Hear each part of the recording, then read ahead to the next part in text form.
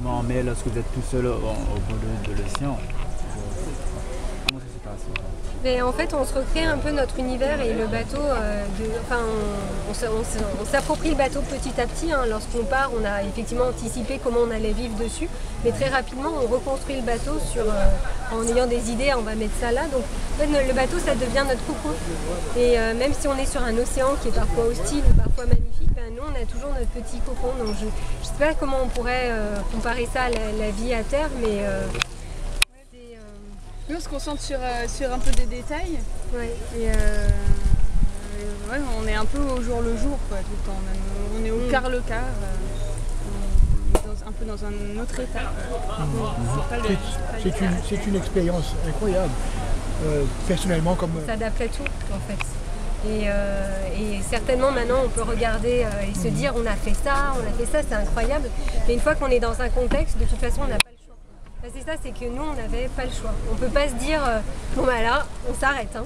Là, on rentre à la maison. Hein, ouais. Donc une fois qu'on est lancé et on est obligé de continuer. Donc après, tout est contrainte et on est obligé de s'adapter en permanence. Et comme on s'adapte et qu'on trouve des solutions, ben après, on s'approprie les choses et on se sent confortablement. Le moindre petit avantage, on le démultiplie et par exemple une petite soupe à l'heure du coucher de soleil, tout d'un coup ça devient un grand confort de la journée. Donc il suffit simplement de redescendre un peu notre barre d'exigence de confort et puis ça marche. Ouais. Puis on a été très soutenus par une de nos coéquipières de l'Atlantique dont le grand mot c'est on lâche rien et c'est vraiment le maître mot de la traversée, c'est on lâche rien parce c'est exigeant sur tous les domaines parce qu'on, bien sûr, on rame, mais pour pouvoir ramer... Comme condition, c'est pareil. On s'attendait à avoir beaucoup plus de diversité que sur l'Atlantique. Et là, on n'a pas été déçus du tout. Il y a des grosses vagues. Voilà, il y a eu vraiment des quarts mémorables où chaque vague, on se demandait ce qu'on allait devenir. Et donc ça, c'est... Bon, moi, je vais m'en souvenir longtemps, en tout cas. C'était à la fois, il y a aussi des quarts très grisants parce que quand on surfe, ça va vite, ça va fort, et on avance, etc. C'est assez grisant. Et puis ce changement de situation, ça nous oblige encore plus à être concentrés au quart. On est parti dans une fin de tempête et on s'est retrouvé avec des vagues que nous on estime à 7-8 mètres, enfin certaines, et avec un vent très soutenu. Donc là c'était, on part. Et bam, tout de suite...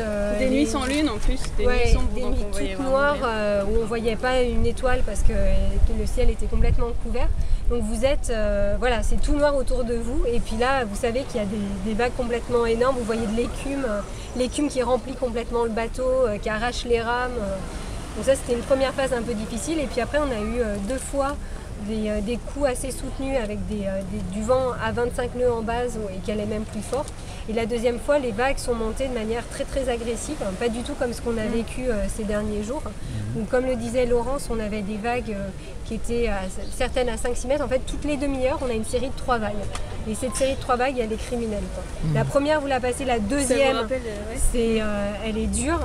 Et la troisième, c'est un peu mieux, mais bon, une fois qu'elles arrivent, c'est bon, j'ai passé la première, la deuxième, c'est bon. Oui, puis relativement, en fait, on a trouvé qu'on avait énormément de place sur le bateau par rapport à notre bateau. C'est vraiment très facile de préparer à manger, prendre sa douche, etc. Après, on acquiert des réflexes aussi parce que du coup, quand l'autre coéquipière, celle qui rame pas, bouge sur le bateau, ça dérange quand même et ça modifie l'équilibre du bateau. Et du coup, par exemple, on sait très bien que si on a une mer avec des vagues qui viennent de là, il vaut mieux se coucher de ce côté-là de la cabine pour rééquilibrer. 1 quart par jour, parce qu'on est sur des quarts d'1h45 et on a un quart d'1h30. Donc on se relaye 7 fois par jour et on mange à chaque intermédiaire de quart ou quasiment. Presque, Non, on n'aime pas le sport. Non, mais en fait, on se connaissait pas et puis on s'est rencontrés, on s'est dit on a le même prénom. Et il y a un truc à faire et voilà. Ça peut marcher. Un truc un peu différent. Et puis on s'est rencontrés comme recrutés pour un équipage qui traversait l'Atlantique. Ouais, et puis après, du coup, on s'est trouvés sur la même longueur d'onde et puis c'est des choses, comme des choses très naturelles qui s'est mis en place à l'arrivée. Digérer tout ce qu'on a vécu et profiter traversée du désert en fait à partir du moment où on s'est retourné, où on n'avait plus de rames pour ramer. Où on sentait bien que normalement c'était foutu parce que les rames sont quand même... il y a des contraintes un peu fortes sur les rames, donc on se demandait si on allait arriver à réparer quelque chose. Et en fait on se l'est pas trop dit que c'était foutu. Et on en reparlait et en fait on a tout de suite... les premiers mots qu'on a rééchangés, c'était je pense qu'avec tel truc, on doit pouvoir faire une attelle correcte, on peut récupérer des serflex dans le watermaker, machin.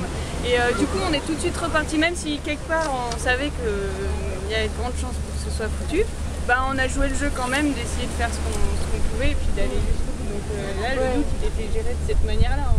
De toute façon,